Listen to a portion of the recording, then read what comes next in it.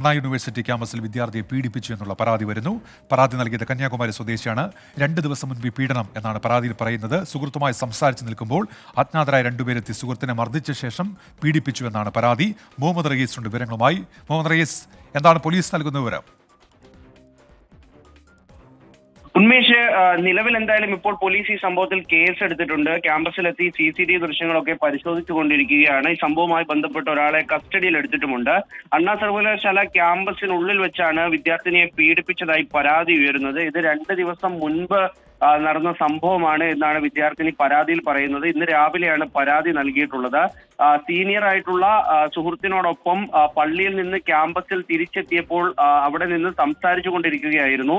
ശേഷം ആ സ്ഥലത്തേക്ക് എത്തിയ 2 പേരാണ് സുഹൃത്തിനെ മർദ്ദിച്ച് അവശനാക്കി ശേഷം പെൺകുട്ടിയെ ബലാത്സംഗം ചെയ്തു. അതിന്റെ ദൃശ്യങ്ങൾ പകർത്തി എന്നുള്ളതാണ് നിലവിൽ പരാതിയായി ഉയർന്നു വന്നിരിക്കുന്നത്. ഈ സംഭവവുമായി ബന്ധപ്പെട്ട് പോലീസ് 2 വശങ്ങൾ ഇപ്പോൾ പരിശോധിക്കുന്നുണ്ട്. അത്രയ്ക്ക് സുരക്ഷയുള്ള ഒരു ക്യാമ്പസാണ് ഈ അണ്ണാ യൂണിവേഴ്സിറ്റി ക്യാമ്പസ്. ഈ അണ്ണാ യൂണിവേഴ്സിറ്റി ക്യാമ്പസിനകത്ത് ഒരാൾ എങ്ങനെ കടന്നു, അങ്ങനെ കടന്ന ഒരു ഉപദ്രവം നടത്തിയിട്ടുണ്ടെങ്കിൽ അത് ക്യാമ്പസിനുള്ളിലുള്ള ആരെങ്കിലും ആകും എന്നുള്ളൊരു സംശയമാണ് പോലീസിനുള്ളത്. ഈ പെൺകുട്ടിക്ക് ഈ നിലവിൽ കസ്റ്റഡിയിലുള്ള ആളെ ഐഡന്റിഫൈ ചെയ്യാൻ കഴിഞ്ഞിട്ടില്ല. ആ സമയത്ത് ഇയാൾ മുഖംമൂടി ധരിച്ചിരുന്നു എന്നാണ് പെൺകുട്ടി ഇപ്പോൾ പോലീസിനോട് പറഞ്ഞിട്ടുള്ളത്. അതുകൊണ്ട് തന്നെ ഇപ്പോൾ CCTV ദൃശ്യങ്ങൾ കേന്ദ്രീകരിച്ചുകൊണ്ടുള്ള ഒരു പരിശോധന നടത്തുന്നു.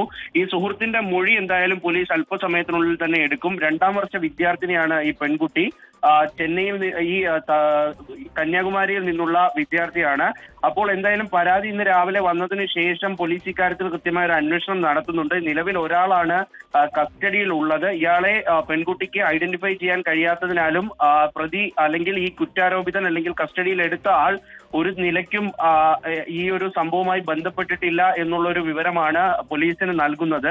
അതുകൊണ്ട് തന്നെ പോലീസ് ഈ കാര്യത്തിൽ കുറച്ച് കുഴങ്ങിയിരിക്കുകയാണ്. ഇത്ര സുരക്ഷയുള്ള ഒരു ക്യാമ്പസിൽ പുറത്തു നിന്നൊരാൾ എന്തായാലും എത്തില്ല എന്നുള്ള നിഗമനമുണ്ട്.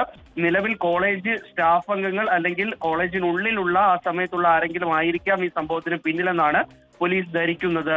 ഉന്മേഷ്. മുഹമ്മദ് റയീസാണ് ചെന്നൈയിൽ നിന്ന് വിവരങ്ങൾ നൽകിയത്.